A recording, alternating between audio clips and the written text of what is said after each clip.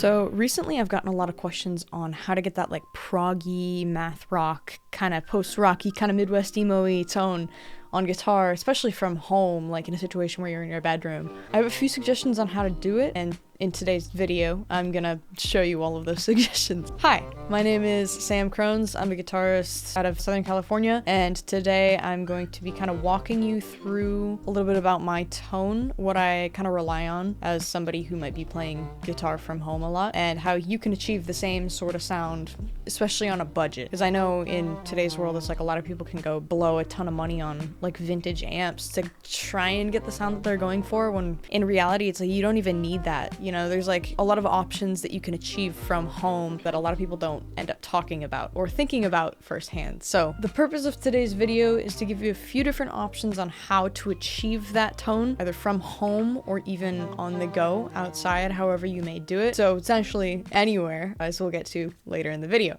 So let's start with gear. What kind of pickups do you have? If you're trying to go for more of the Midwest emo-y side of math rock, like we're talking American Football, Tiny Moving Parts, Covet. If you're trying to go down that twinkly route, I'd say obviously the most common thing that you'll see in this genre is single coil, very often Telecasters, because they give you this bright sparkle and kind of spank that you don't really get in a lot of other pickups. So this is where a lot of people end up going, is just picking up a Telecaster and calling it a day. But then there's the other side of things, which is more of the like proggy side of math rock, I suppose, where you get guitar tones like Animals as Leaders, like Pliny, even Chon has this sort of kind of proggy, clean tone, but still sparkly, you know? I think the thing is, the common theme in math rock is just everybody has some form of sparkle in their tone. Anyways, if you wanted that sort of beefier, punchier low end, similar to these bands, then I'd say going for either active pickups, whereas Telecasters or that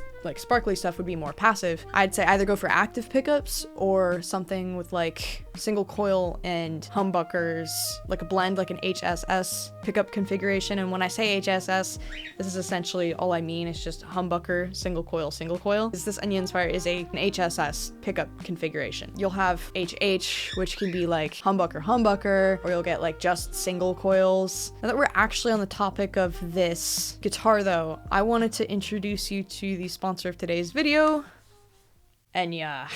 This is the Enya Inspire.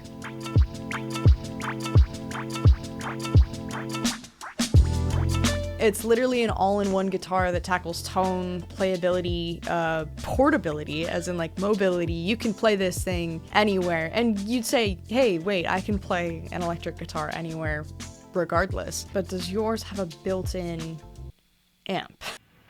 No plug.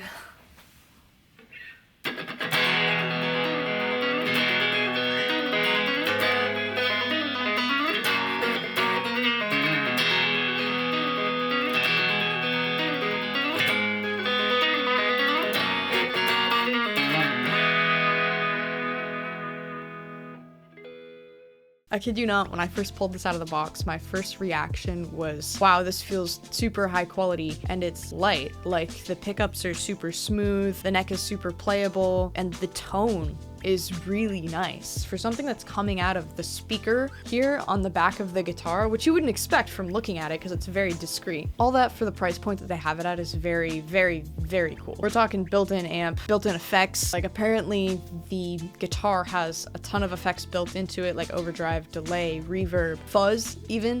And it's got built-in amp, of course, at the back of the body here, which kind of makes it perfect for situations where you're trying to go play guitar with your friends at the park or something. And this is an actual situation that used to happen to me, by the way. And you either have to bring an acoustic guitar or you have to create some Frankenstein rig of guitar amp and battery pack and whatever, blah, just to carry everything all the way over to the park, figure out how to, you know, power it on, and then it's just a pain in the butt, and all the cables and everything and managing it all. It's just like you could just bring an acoustic guitar, or now you can bring an electric guitar, same sort of thing, and not have to deal with all of that cable mess. So this guitar kind of solves all of that, and the tone is incredible, of course. Yeah, but this guitar kind of tackles all of that, and I think that's pretty cool. Not to mention, it's also got a USB-C output, Bluetooth, and a 10-hour battery life. Anyways, yeah, this is the Enya Inspire. They're doing a Black Friday sale, so if you want to pick one of these bad boys up, it's gonna be pretty dang affordable for all that it does. Thank you bunches to Enya for sponsoring this video. Let's get back to the tone talk. So now that we've gone over pickups and their distinct sounds, let's talk amps. Play a lot of guitar in my bedroom. This is my sanctuary, and so I like to have a good, reliable tone that is also convenient because lugging around a 70-pound amp from rehearsal to house to rehearsal to show to house is not the most convenient or proactive. So that's why today I'm going to introduce you to digital amp simulators. Yay! Here are some of my favorite digital amps. For the sake of today though, let's talk about Archetype Plenty X. This amp sim has carried my tone for so long, and it created iconic presets that I use in any of the riffs that I write and post to the internet, and in my band's new album. Go check it out if you haven't yet. Yeah, so I'm gonna pull you into the DAW in just a second, and then I'm gonna walk you through how I kind of structure my tone and how we work through that on a day-to-day basis, I suppose. Okay, hello. Now we're here in the DAW. As you can see, you can probably see my screen. You can probably hear me, which is what I'm intending to. And if you can't, then I'm gonna be very sad while I'm editing this. But yeah, here we are. I'm gonna kind of walk you through my tone as I would build it. Yeah, I'll show you what it sounds like every step of the way so you can kind of hear the vibe that we're going for. I guess let's just get right into it. So, to start off, if you don't know what digital amp simulators are, they're essentially a digital amp simulation. So, they mimic real world amps, cabs, heads, whatever it is, and they are recreated in a digital format. So, you can just kind of tweak knobs as if you were standing in the room with an amp, tweaking the knob on it, and there was a mic in front of it. It's just taking that audio and putting it into an easily digestible format. As you can see here, I'm taking you into Archetype Plenty X. Right now I've got this set onto my preset, which I'll have linked down below somewhere if you want to check it out. And we are here in the amp. This is what it sounds like when it's turned on.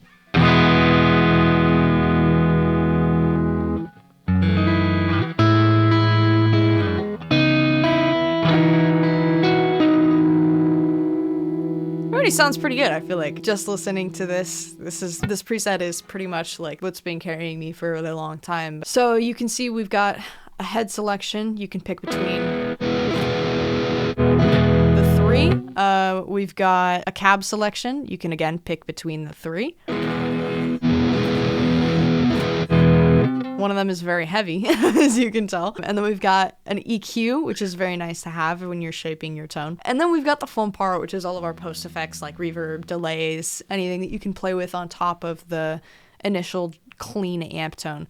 So one of the things I actually really like about this amp in particular is the ability to blend in some of your dry DI signal. So you can see when I turn this all the way down, you're just hearing the amp. But now as soon as I turn this all the way up, you're only hearing DI. So if we tweak this knob down as I'm strumming,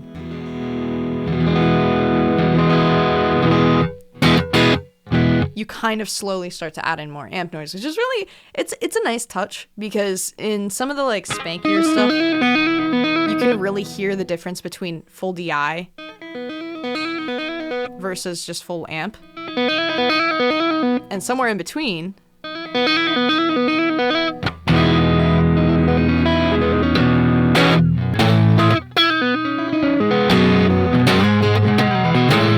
it's pretty nice. The further down we go, this kind of spankier it starts to sound.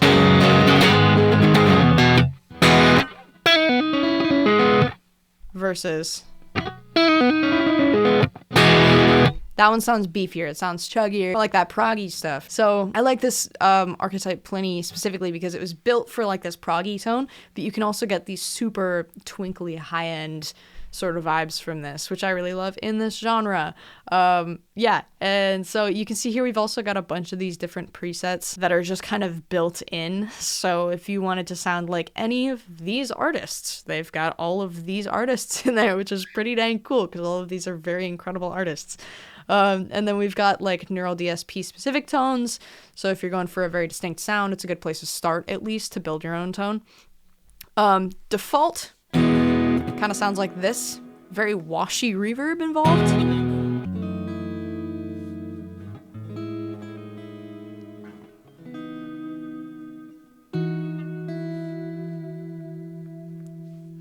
That one's pretty dreamy. I think it's just this reverb pedal.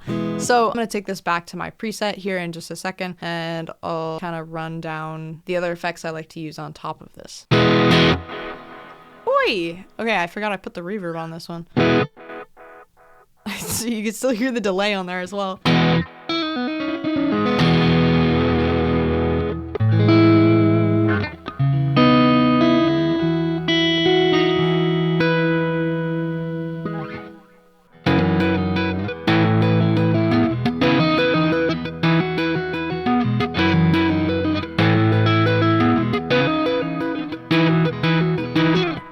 Pretty decent, I think. And then what we can do on top of that to make this sound even better is kind of like a few general tweaks I would add to this tone. So once you've got your knobs on the actual amp tweaked, you're kind of liking the way that it's sounding, but you just want to like clean it. Really, you want to clean that tone. The next thing I would suggest from here is adding a few different effects like compression, EQ, and then blending it with some other plugins. You don't have to use the pedals in this plugin specifically. Sometimes the better sounds come from ones outside of this plugin.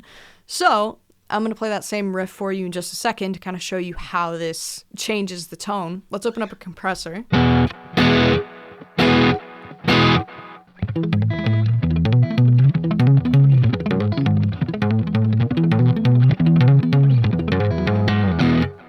These are the settings I've turned on the compressor. You can kind of copy these if you want to, but essentially the whole purpose of this is to kind of, I'm slightly compressing my signal. I'm not doing a crazy amount of compression, but what I am trying to do is set compression with a slower attack and a quicker release. In doing this, it actually helps with this style of playing a lot, because in this style you'll come across things like tapping, very aggressive strums blended with this tapping, or I guess a way to put it is this style of playing is very dynamic. It doesn't matter which end of the spectrum you're on, whether we're talking like proggier stuff or kind of like sparklier Midwest emo stuff, you're still going to be in that same sort of like dynamic range, to a point where having a compressor like this will help bring out your sound a little bit better. The way I like to think of it is not like relying on the compression, but rather amplifying what is already there. A lot of people, when they think about compression for the first time, they think like, I'm tapping on guitar, I can't hear my tapping. Why can't I hear my tapping? I must need a compressor. And the thing is, that's not necessarily true. You don't need a compressor to sound tighter, but the compressor will help even out the dynamics of what it is that you're playing, so something like tapping might feel louder than it would without the compressor. So yes, compression does help bring out the lower dynamics, but it does not make you able to tap on guitar. What makes you able to do that is a combination of low action, strong fingers, and light gauge strings. Usually that's the three. So now I'm gonna take us down this compression rabbit hole. If you're using physical pedals, here are some of my favorites. Wait, I'll put them on this side. Here are some of my favorite physical pedals that you can buy. If you are using physical pedals, I'd suggest plugging them into the chain before you go into the audio interface. And even if you're using physical pedals, I'd suggest maybe just a compressor or an EQ to clean up some of the muddier parts. I wouldn't go for any reverb before the chain, because then, obviously if the reverb is there, you can't take it off. Aside from analog compression, I suppose, you also have digital plugins that are built into your DAW. This is the compressor I usually go for. You can see I've got a slower attack, a quicker release, blah, blah, blah. Yeah, I've got a little bit of saturation thrown on the compressor as well, but overall it's very light, because what I'm doing right now, as you probably saw in the last plugin, I'm actually running two separate compressors, which is just a personal choice, but I'm using the compressor on Archetype Pliny X, and then I'm using the compressor outside of that before the chain, so it just cleans it up a little bit more. I love a crunchier, compressed sound.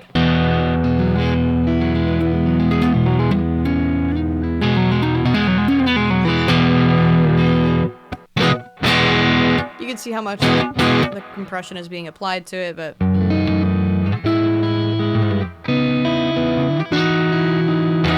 you really hear it the most in playing. This is what it sounds like with compression turned on, and then I'll turn off the compression so you can really hear the difference afterwards.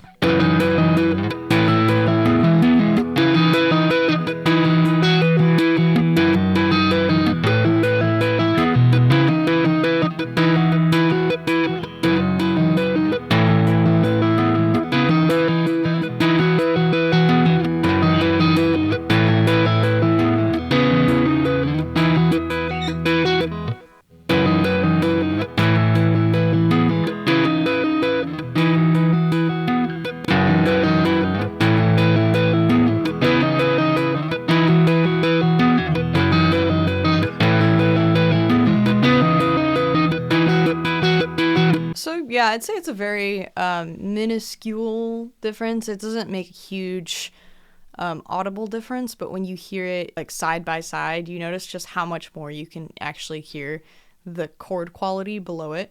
It kind of just like brings up the overall volume of the lower parts while maintaining the volume of the high parts, so the lower parts sound louder. Now that we've got our amp, we've got good sounding pickups, a good sounding guitar, and then we've got compression on top of that. This is where I just kind of like to add reverb for taste. You can hear I kind of already have some delay in there from the initial Archetype Pliny plugin, but now I'm just going to show you what it would be like if I added some reverb on top of that, if you're trying to go for that like sparklier vibe, if you know what I mean. This plugin right here, this one is called Lustrous Plates. I got this in the Steven Slate bundle.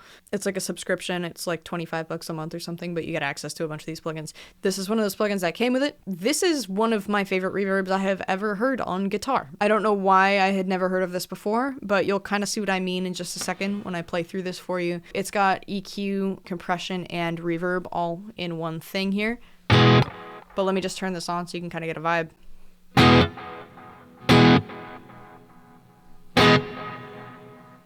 Let me turn off the delay so you can hear it even better. That's all this reverb. It sounds kind of like a hall reverb.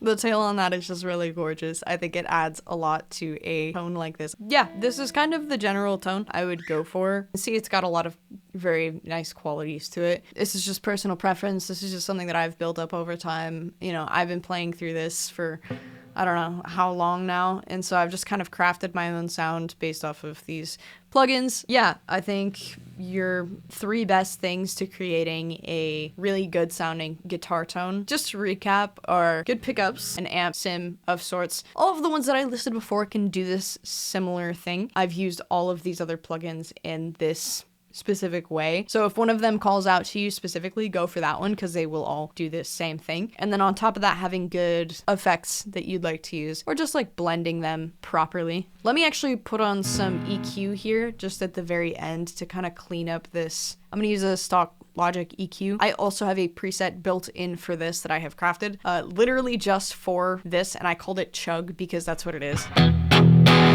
It's meant for a chuggy guitar because it cleans up that low end and makes it sound a little bit less muddy, so you can do stuff like this.